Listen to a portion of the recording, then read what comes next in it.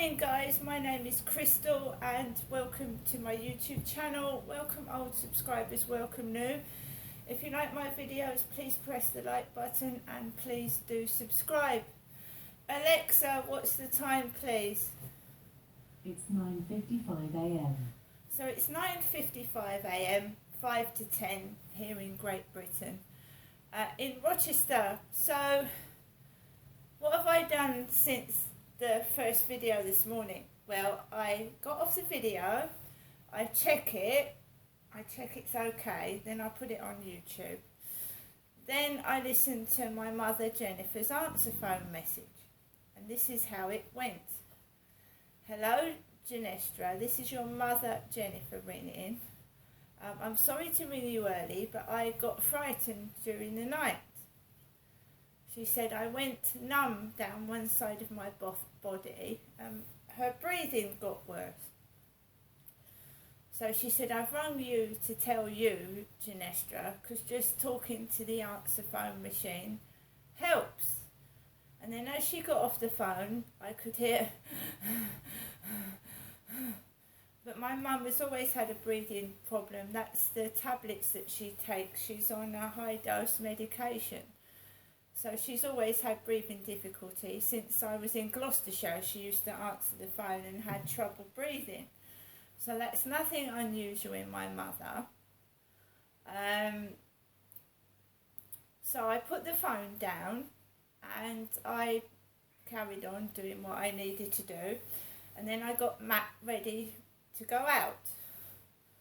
So I put my coat and my hat on, and I put the red retractable lead and collar on Max, and then I walked out of the building.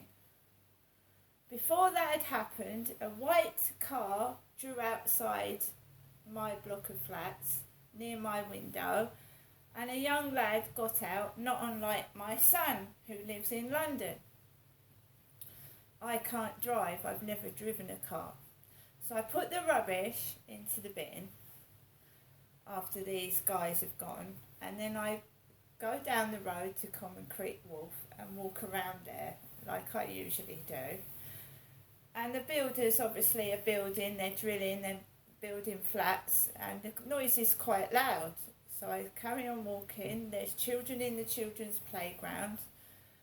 There's a guy with the same hat on as me, like a beanie hat pulled up, and I walk past them and I go down the road, and the builders are really making a hell of a lot of noise, like they do when they're working. And I hold myself together because, you know, I'm thinking, is my mum okay? And then I also got a call from Specsavers whilst I was in my flat. Specsavers, I told you that I was going to arrange an eye test at Specsavers.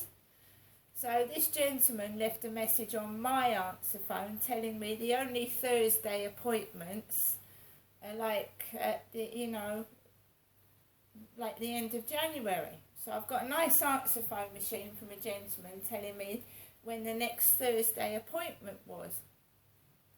Because I said, have you got any appointments on a Thursday around 11 a.m? So like everything else, they've not got any appointments around 11 a.m. in the morning. None in the morning, they're all in the afternoon. So I rang Specsavers up whilst I was walking down the road towards the co-op. They ask you your name, date of birth, and telephone number, my mobile number. So Specsavers have got my mobile number, my date of birth and my name. And the appointment I've got is towards the end of January. She said there's an appointment tomorrow afternoon, and I specifically asked for a morning appointment, and they didn't have any appointments in the morning. I just thought that's typical. Whatever I want, they haven't got. So I've booked an afternoon appointment towards the end of January. I went onto the field. It's fairly packed. You've got the guy with glasses, without his beanie hat on, walking what looks like a greyhound that's black and white. got couples walking together. The Warburton's lorry that delivers bread to the co-op was about. There was a lorry with Walsh on it. Bradley had been speaking to me yesterday, Brad. So this lorry's coming down the road with Walsh on it. And anybody that watches The Chase, where Bradley Walsh is on there. So we've got a lorry with Walsh, Walsh, coming down the road. And I'm still not taking photos and I'm still not doing videos while I'm being, I feel, taken the piss out of and harassed. So they're all over loud, making loads of noise. And I'm just ignoring it. So I walked around the field and Max had a good time. And then we walked back and it's Friday.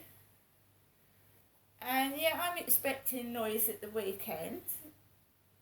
And I'm just going to deal with it like I usually do. Ignore it. Just ignore it. What can you do?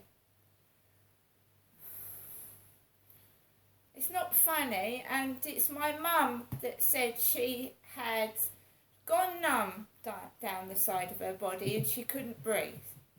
My mum Jennifer said that, and she lives in Chatham and I live in Rochester. Right? And what my son said to me when I said, you know, if something happens to me down here, what can I do? He said, well, ring for an ambulance or ring for the police. Or he said, get in contact with me and I'll ring the police and I'll ring an ambulance for you up here. Because the trains aren't running. It's still on the track but not moving. And I'll do the same for my mum. If she rings me again and says she feels like she's gone numb down one side, you've got to be careful when they're elderly. I'll get an ambulance out to her address. I'll call an ambulance. If she's gone numb, it possibly could be a stroke. So I'm going to see if she's okay, and I'm going to tell her if she rings like that again, I'm going to get an ambulance out to her address. Because she's nearly 80 and it could have been a stroke, couldn't it? She just, I mean, I'm amazed that she picked up the phone if she'd gone numb down one side of her body. She was speaking quite chirpy and cheerful, and she picked up the phone. She didn't sound like she was in you know what I mean? I'm just going to check on her. But if she does it again, I'll get an ambulance sent round there just to check her out. Because I just assume something's going on up there if she's getting hold of the phone again in the early hours of the morning. Right guys, I'm going to get on with the rest of my day. My optician's appointment is sorted out and I'm just going to check my mother's alright. See you later.